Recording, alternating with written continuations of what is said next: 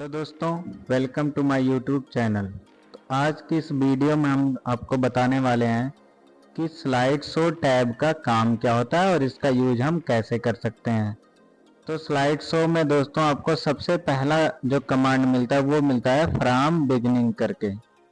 इसका काम दोस्तों होता है कि आप हमेशा पहली स्लाइड से स्लाइड शो कर सकते हैं। तो यहाँ जैसे हम इंसर्ट में जाते हैं, यहाँ से फोटो एल्बम क्रिएट कर लेते हैं। फाइल डिस्क में जाएंगे और कोई एक फाइल का फोल्डर आपको सेलेक्ट कर लेना है जिसमें आप फोटो रखे रहेंगे। जैसे हम यहाँ से इंडिया में जाते हैं और यहाँ से ऑल फोटो सेलेक्ट करके यहाँ से कर देना है इंसर्ट और यहाँ से करना है क्रिएट। तो यहाँ दोस्तों हमारा पूरा फोटो आ चुका है। देखिए यहाँ एक एक करके हमारा पूरा फोटो रहेगा।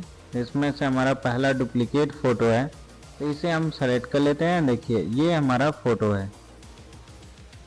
जो फोटो इसमें डबल रहेगा उसको आपको डिलीट कर लेना है। उसके बाद दोस्तों हम यहाँ से पहली स्लाइड को सेलेक्ट करते हैं और ऑल स्लाइड सेलेक्ट करेंगे। ट्रांजिशन में जा करके यहाँ से एक इफेक्ट हम लगा देते हैं, जैसे ग्लिटर का इफेक्ट, और ऑप्शन यहाँ से दे देते हैं। इसमें आपको दे देना है हेक्सागन फ्रॉम बॉटम। ऐसे आपका शेप्स बनेगा। अप्लाई टू ऑल कर देना है। अब दोस्तों अगर हम यहाँ से स्लाइड शो में फ्रॉम बिगिनिंग पे क्लिक करते हैं तो यहाँ आप देखेंगे हमारा पहले स्लाइड से स्लाइड शो हो रहा है। ये हमारा पहली स्लाइड से होगा। उसके बाद दोस्तों अगर हम यहाँ से थर्ड वाली स्लाइड को सेलेक्ट करके यहाँ से करते हैं फ्रॉम करंट स्लाइड, इस पे क्लिक करेंगे तो यहाँ देखिए आपका उसी स्लाइड से स्लाइड शो हो जाएगा जो स्लाइड आप सेलेक्ट किए रहेंगे। ये दोस्तों इसका काम होता है। ऐसे जब आप नेक्स्ट करेंगे यहाँ से तो आपका हर एक स्लाइड एक एक स्टेप बाय स्टेप आती रहेगी। तो दोस्तों फ्रॉम बिगिनिंग का काम रहेगा हमेशा पहली स्लाइड से स्लाइड शो होगा। फ्रॉम करंट स्लाइड का काम रहेगा कि आप जिस स्लाइड को सेलेक्ट किए रहेंगे वहीं से स्लाइड शो करा सकते हैं। उसके बाद दोस्तों ब्रॉडकास्ट स्लाइड शो होता है, तो ये आप इंटरनेट से अपनी फाइलों को ब्रॉडकास्ट कर सकते हैं। तो इसके बाद हमको मिलता है यहाँ से कस्टम स्लाइड शो। इस पे आपको क्लिक करना है और यहाँ से करना है कस्टम शो। कस्टम शो करने के बाद यहाँ से आपको करना है न्यू। अब न्यू में दोस्तों हमारे पास यहाँ टोटल 10 स्लाइड है। तो इन 10 स्लाइडों में से कौन कौन सी स्लाइड आप शो कराना चाह रहे हैं। जैसे हम यहाँ सेलेक्ट कर लेते हैं फर्स्ट स्लाइड और 5 वाली स्लाइड और 10 वाली स्लाइड, मतलब ये हमारी टोटल 3 स्लाइड जो है स्लाइड शो होनी चाहिए। और यहाँ हम नाम दे देते हैं इंडिया और यहाँ से कर देना है ओके। यहाँ देखेंगे अब आप इंडिया नाम का आपका स्लाइड शो बनके तैयार हो गया। और यहाँ से अगर आप शो करेंगे तो आपकी केवल 3 स्लाइडें शो होंगी। देखिए ये हमारा फर्स्ट हो गया, फिर क्लिक करेंगे तो ये हमारा सेकंड हो गया, फिर क्लिक करेंगे ये हमारा थर्ड हो गया। इसके बाद दोस्तों हमारी स्लाइड कोई नहीं चलेगी। देखिए तुरंत एंड ऑफ स्लाइड हो जाएगी ऐसे। तो ये दोस्तों काम होता है सेटअप करना। आप कस्टम शो का यूज करके यहाँ से न्यू करेंगे और इसके बाद जिस स्लाइड को आप प्रेजेंटेशन में लाना चाह रहे हैं उस स्लाइड को सेलेक्ट करिए और ऐड कर लीजिए। ऐड करने के बाद नाम को सेलेक्ट करके यहाँ से आपको शो पे क्लिक करना है, जिससे आपका स्लाइड शो होने लगेगा। फिर दोस्तों आपको मिलेगा सेटअप स्लाइड शो। आप यहाँ से स्लाइड शो का सेटअप करा सकते हैं कि हमारा जो शो स्लाइड ऑल स्लाइड चले। फ्रॉम मतलब कहाँ से कहाँ तक आप चलाना चाह रहे हैं। देखिए इसको अगर हम कम कर देते हैं, 2 कर देते हैं और यहाँ से ओके करेंगे तो अगर हम F5 करते हैं तो ये हमारी पहली स्लाइड चलेगी। फिर उसके बाद हम क्लिक करते हैं तो ये हमारा देखिए सेकंड स्लाइड, ये जो है अगली स्लाइड चलेगी। और फिर उसके बाद दोस्तों हम क्लिक करेंगे तो देखिए हमारी स्लाइड यहाँ से क्लोज हो जा रही है, क्योंकि हमने सेटअप स्लाइड शो में फ्रॉम का यूज किया है कि 1 से लेके 2 तक की स्लाइड चलनी चाहिए। और दोस्तों कस्टम शो का काम होता है कि अभी जो आप यहाँ से कस्टम शो से ऐड करेंगे वो आप यहाँ देख सकते हैं। देखिए अब हमने इंडिया सेलेक्ट करके अगर हम यहाँ से ओके कर देंगे और F5 करेंगे कीबोर्ड से या तो फ्रॉम बिगिनिंग आप करेंगे तो आपका वही 3 स्लाइडें आएंगी जो आप इंडिया वाले कस्टम स्लाइड शो में सेलेक्ट किए थे। ऐसे दोस्तों ये इसका काम रहेगा सेटअप स्लाइड शो में। उसके बाद यहाँ मिलता है लूप कंटिन्यूसली until स्केप। इसके लिए दोस्तों आपको क्या करना है, एक स्लाइड क्रिएट करना है। जैसे यहाँ दोस्तों होम टैब में जा रहे हैं, यहाँ से लेआउट में जाके स्लाइड को ब्लैंक कर देना है। इंसर्ट में जाते हैं, शेप्स में यहाँ से एक सर्कल ले लेते हैं, ऐसे ड्रा कर लेना है सर्कल। सर्कल ड्रा करने के बाद दोस्तों फॉर्मेट में जाके शेप फिल में हम इसका कलर फिल कर देते हैं ऐसे ग्रीन। और यहाँ से दोस्तों येलो फिल कर दीजिए और यहाँ से आउटलाइन को कर देना है नो आउटलाइन, ऐसे नो आउटलाइन करना है। फिर दोस्तों इंसर्ट में जाना है, शेप्स में यहाँ से एक सर्कल लेना और एक सर्कल हम ऐसे ड्रा कर दे रहे हैं। फॉर्मेट में जाएंगे, शेप फिल में जाके यहाँ से हम करते हैं नो फिल, या वाइट कलर फिल कर देना है और शेप आउटलाइन को ब्लैक कर देते हैं। फिर दोस्तों इसे कंट्रोल डी से आपको डुप्लीकेट करना है और यहाँ रख देना है ऐसे। ऐसे दोनों की साइज आपको बराबर रखना है। बराबर रखने के बाद दोस्तों इंसर्ट में जाना है, शेप्स में यहाँ आपको मिलेगा ब्लॉक आर्क, आपको ऐसे क्रिएट कर देना है और यहाँ से इस पॉइंट को ऐसे घुमा देना है। घुमाने के बाद या तो आप यहाँ शेप्स में आइए, ये जो मून का शेप आपको मिलता है इसे आप बना सकते हैं। ऐसे बना के दोस्तों इसे आपको रोटेट कर देना है। ऐसे रोटेट करके इसका कलर हम यहाँ से ग्रीन कर देते हैं, shape fill green colour. Shape outline यहाँ से कर देते हैं वाइट आउटलाइन, ऐसे वाइट आउटलाइन कर देते हैं और इसे सेलेक्ट करते हैं दोस्तों। शेप फिल में जाके यहाँ देखिए आप जैसा कलर देना चाह रहे हैं वैसा दे सकते हैं। फिर वापस से इंसर्ट में जाएंगे, शेप्स में जाके यहाँ से एक शेप सेलेक्ट करेंगे और ऐसे हम इसमें क्रिएट कर देते हैं। और फॉर्मेट में जाते हैं, इसका कलर यहाँ से ब्लैक कर देना है, आउटलाइन करना है यहाँ से नो आउटलाइन। फिर दोस्तों इसे डुप्लीकेट करते हैं और डुप्लीकेट करके इसका ये वाला पार्ट यहाँ रख देते हैं। ये हमारा शेप हो गया ऐसे दोस्तों। फिर हम इस स्लाइड पे राइट क्लिक करेंगे, यहाँ से डुप्लीकेट स्लाइड करते हैं और इस स्लाइड को थोड़ा सा यहाँ रखते हैं और इसे भी हम थोड़ा सा यहाँ रखते हैं और ये जो है इसको थोड़ा सा हम ऐसे घुमा देते हैं। इस तरीके से थोड़ा सा आपको रोटेट कर लेना है। फिर दोस्तों राइट क्लिक करते हैं, डुप्लीकेट स्लाइड करते हैं। फिर हम ये आई को थोड़ा सा ऐसे यहाँ लेके आते हैं और इसे भी ऐसे यहाँ लेके आते हैं। फिर दोस्तों इसे हम थोड़ा सा और ऐसे थोड़ा सा राउंड कर देते हैं। फिर दोस्तों इसे हम राइट क्लिक करेंगे, डुप्लीकेट स्लाइड करते हैं। फिर ये वाला स्लाइड हम यहाँ ले रखते हैं आँख को और ये वाला भी हम यहाँ रखते हैं ऐसे और इसको सेलेक्ट करके अब हम इधर की तरफ ऐसे घुमा देते हैं। फिर दोस्तों इसे राइट क्लिक करना है, डुप्लीकेट स्लाइड करना है और ये स्लाइड आपको यहाँ रख लेना है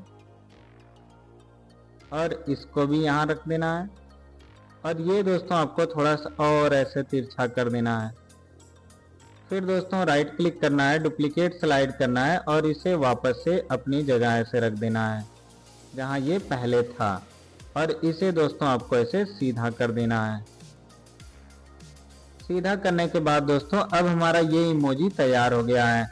हम यहाँ से कंट्रोल ए से ऑल सेलेक्ट करेंगे और यहाँ से ट्रांजिशन में जा करके यहाँ से कर देते हैं नन, कोई ट्रांजिशन ना रहे और अप्लाई टू ऑल कर देते हैं। फिर दोस्तों यहाँ से जाएंगे स्लाइड शो में, यहाँ जाएंगे सेटअप स्लाइड शो और यहाँ से करते हैं लूप कंटिन्यूसली अंटिल स्केप।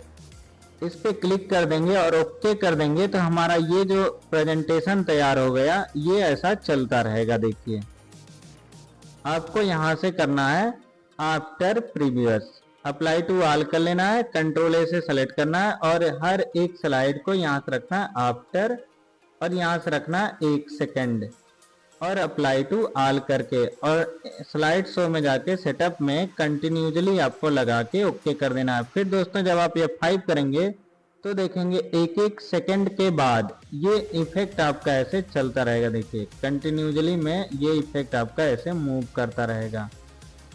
तो यहाँ से फिर आपको जाना है सेटअप स्लाइड शो और ये जो कस्टम शो आप लगाए रहेंगे इसको ऑल कर देना है और यहाँ से ओके करना है।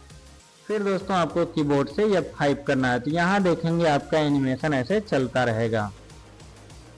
ये बंद नहीं होगा जब तक हम स्किप नहीं करेंगे, ऐसे ये चलता रहेगा, बार बार रिपीट होता रहेगा। जब आप स्किप कर लेंगे तो ये एनिमेशन तुरंत बंद हो जाएगा। तो यहाँ दोस्तों आप जो कस्टम लगाए रहेंगे उसको ऑल कर दीजिएगा और ओके कर दीजिएगा, तब जा करके आपका ये लूप कंटिन्यूसली काम करेगा। उसके बाद दोस्तों होता है शो विदाउट नरेशन, इसको हटा के यहाँ से ओके कर देना है। अब दोस्तों जैसे हम इसका इफेक्ट लगाते हैं और फॉर्मेट में एनिमेशन में जाके हम यहाँ से कर देते हैं कलर, ऐसे प्लस का यूज कर देते हैं और क्लिक कर देना इसी पे। देखिए ये हमारा इफेक्ट हो गया और इस स्लाइड को हम डिलीट कर देते हैं, इसे भी डिलीट कर देते हैं। ये हमारा इफेक्ट है और यहाँ से एनिमेशन पेन में जाके यहाँ से टाइमिंग में जाते हैं और यहाँ से कर देते हैं विथ प्रीवियस, स्पीड करते हैं यहाँ से 1 सेकेंड, रिपीट करते हैं अंटिल नेक्स्ट क्लिक और ओके कर देंगे। तो जब हम F5 करेंगे दोस्तों तो देखिए ये हमारा एनिमेशन चलता रहेगा। F5 करिए, देखिए ये आपका एनिमेशन रहेगा। अगर दोस्तों हम इसी स्लाइड को चलाना चाह रहे हैं, 1 सेकंड की जगह 5 सेकंड करना है और ओके कर देना है, तो आपका ये थोड़ा देर तक चलेगा। उसके बाद दोस्तों यहाँ से जाना है स्लाइड शो, सेटअप में जाके यहाँ से करना है शो विदाउट एनिमेशन और ओके कर देना है। जब आप F5 करेंगे तो देखिए इसका कोई एनिमेशन नहीं चलेगा, तुरंत ये स्लाइड बंद हो जाएगी। और अगर दोस्तों आप यहाँ से जा करके कर लेंगे, यहाँ से शो विदाउट एनिमेशन को हटा के ओके करेंगे तो आपका स्लाइड देखिए ये ऐसे चलेगी। तो ऐसे आप दोस्तों एनिमेशन का यूज कर सकते हैं कि आप अपनी स्लाइड पे एनिमेशन अगर दिखाना चाह रहे हैं तो यहाँ चेक मार्क हटा देना है और एनिमेशन नहीं दिखाना चाह रहे हैं तो आपको लगा के ओके कर देना रहेगा। फिर दोस्तों हाइड स्लाइड आता है, देखिए F5 करेंगे तो आपकी ये स्लाइड जो है देखिए यहाँ से हाइड दिखा रहा है। अगर हम इसको डुप्लीकेट करते हैं तो देखिए हमारा ये दोनों स्लाइडें हाइड रहेंगी, यहाँ मार्क ऐसे लगा रहेगा। हाइड को हटा देंगे तो ये वापस हमें दिखाई देने लगेगा। देखिए यहाँ जो हमारा स्लाइड है वो ऐसे लाइटली हो जा रहा है, तो ये मतलब हाइड कर दिया है। और फिर वापस से आप ऐसे क्लिक करेंगे तो ये हाइड से हटा देगा। रिहर्स टाइमिंग का काम होता है दोस्तों कि हम अपने स्लाइड पे ऐसे टाइमिंग लगा सकते हैं। देखिए यहाँ हम जितने टाइम तक चाहे उतने टाइम तक स्लाइड को रिकॉर्ड कर सकते हैं। और जब आप क्लिक करेंगे और इंड शो करेंगे तो यहाँ पूछेगा कि आप अपनी टाइम सेट करना चाह रहे हैं कि नहीं करना चाह रहे हैं।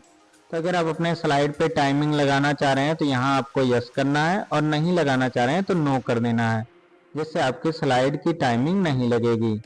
रिकॉर्ड स्लाइड शो का काम दोस्तों होता है कि आप अपने स्लाइड पे नरेशन रिकॉर्ड कर सकते हैं। जैसे हम वीडियो बनाते हैं तो कोई चीज़ उसमें बोल करके रिकॉर्ड होता है, तो स्टार्ट रिकॉर्डिंग करेंगे तो आप जो भी इसमें बोलेंगे वो स्लाइड पे आपके रिकॉर्ड होगा। आप एनिमेशन में जो भी चीज़ें आप कहना चाह रहे हैं वो आप पूरा रिकॉर्ड कर सकते हैं। जब आप राइट क्लिक करके इंड शो करेंगे तो यहाँ देखेंगे व्यू में जाके स्लाइड सॉर्टर में जाएंगे तो यहाँ देखेंगे हर एक स्लाइड पे टाइमिंग रिकॉर्ड है 1-1 सेकेंड, और नॉर्मल कर लेंगे तो फिर वापस अपने स्लाइड पे आ जाएंगे। ये दोस्तों काम होता है। रिहर्स टाइमिंग का काम होता है स्लाइड पे टाइमिंग दिखाना, और रिकॉर्ड स्लाइड शो का काम होता है कि हम अपनी स्लाइड पे टाइमिंग को रिकॉर्ड कर सकते हैं नरेशन के रूप में। और यहाँ दोस्तों हम जिस पे चेक मार्क लगाएंगे, अगर प्ले नरेशन पे चेक मार्क लगाएंगे तो नरेशन हमारा उसके साथ प्ले होने लगेगा। F5 जब आप करेंगे तो आपकी आवाज़ इसके साथ सुनाई देने लगेगी। उसके बाद दोस्तों यहाँ से आपको मिलता है रेजुलेशन। आप अपने स्लाइड का रेजुलेशन यहाँ से दिखा सकते हैं, जितना भी आप रखना चाह रहे हैं स्लाइड रखना है। उसके बाद दोस्तों शो ऑन का काम होता है कि हम इस प्रेजेंटेशन को किसी दूसरे डिवाइस पे दिखा सकते हैं, जैसे आप प्रोजेक्टर पे दिखा सकते हैं या अदर कोई मॉनिटर है उससे कनेक्ट करके आप अपने इस इमोजी या प्रेजेंटेशन को दूसरे डिवाइस पे आसानी से दिखा सकते हैं। और यूज प्रेजेंटर व्यू अगर आप करेंगे यहाँ से तो आपको ये बताएगा कि आपके पास कोई डिवाइस है कि नहीं है, तो वहाँ से आप उसे कनेक्ट कर सकते हैं। ये काम दोस्तों होता है स्लाइड शो टैब का। ऐसे आप पावर पॉइंट में कोई भी एनिमेशन आसानी से तैयार कर सकते हैं और स्लाइड शो के माध्यम से पूरा सेटअप उसका कर सकते हैं। तो जानकारी सही लगे तो चैनल को लाइक करें, सब्सक्राइब करें और कमेंट करना ना भूलें।